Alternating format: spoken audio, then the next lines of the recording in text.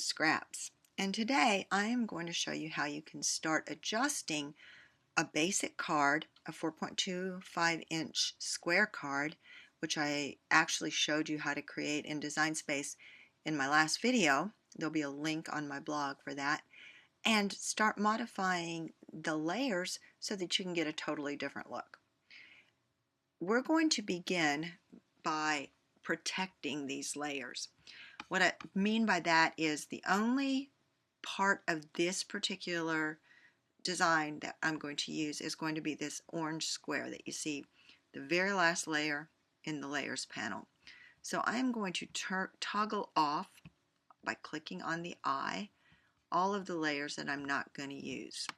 And when I say I protect them, what I mean is I am not going to actually be altering the layers of the original card. They're always going to be there just in case I make a mistake.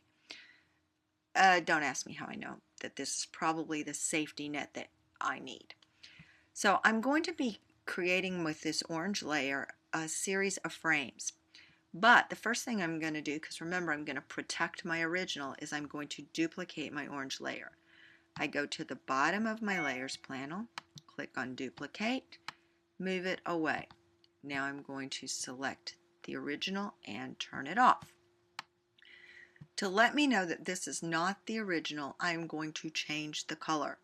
So I go to my layers panel, click on the color, and let's go with green because I don't have anything else that's green.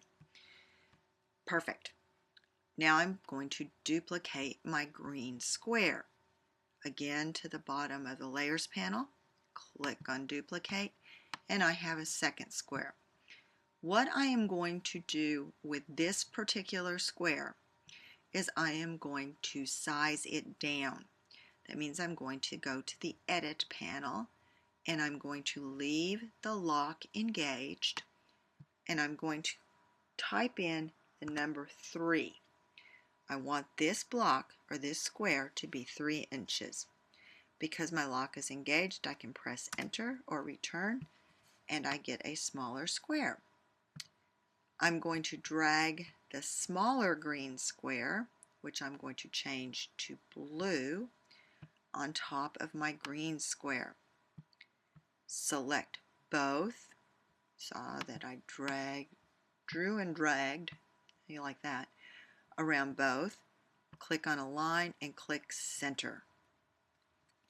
Perfectly centered. I'm going to the layers panel and I'm going to slice my image. And now I'm going to move my sections away. 1 and 2. Now I don't need the green box, so I'm going to delete it.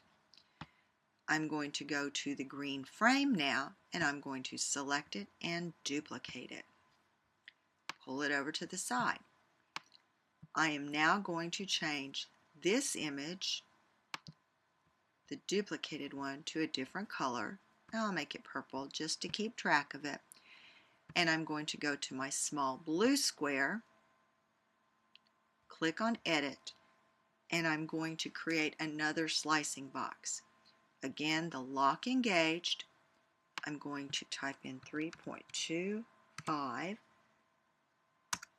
enter it or return, and bring it to the front. So I'm going to select arrange, bring to front or move to front.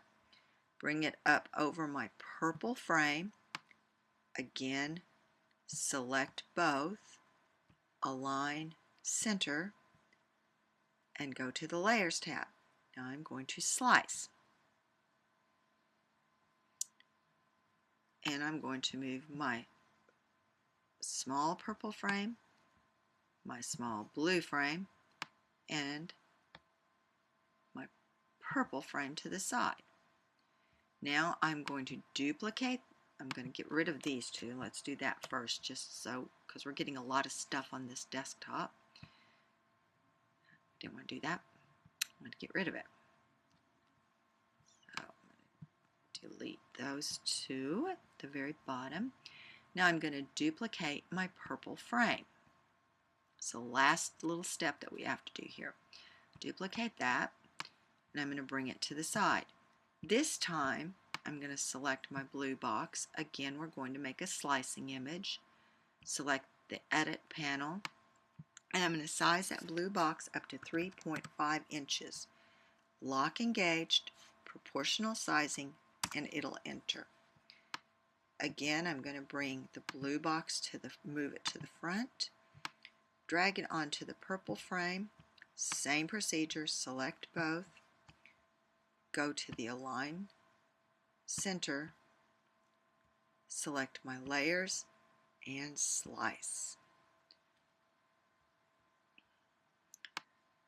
And now I'm going to move that away so I can actually see it, and I'm going to create a new color for that. Let's go pink.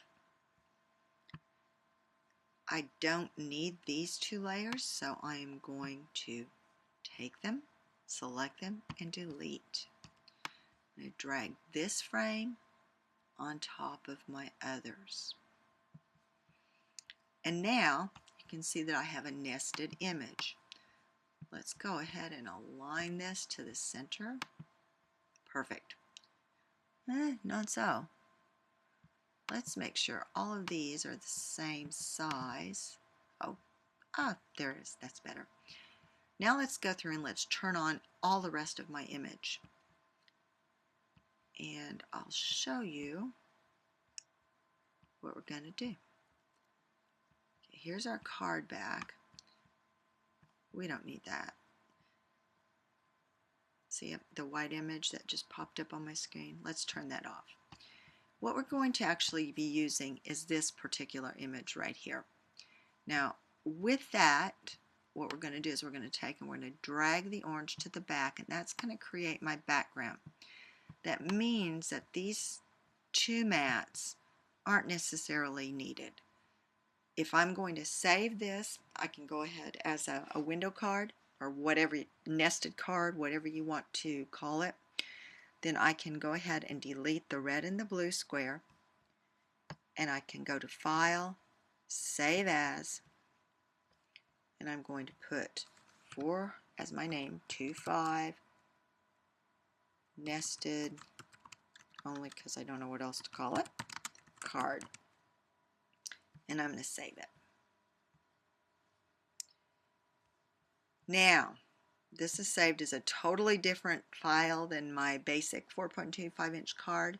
You can see it's listed as nested here. That means I can now get rid of my red and my blue mats.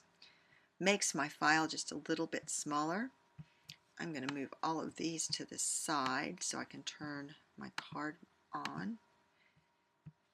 And now I'm free to create a card with a nested image. In my next video, I will be showing you how to weld so that you can get some dimension in those cards. Until next time, bye.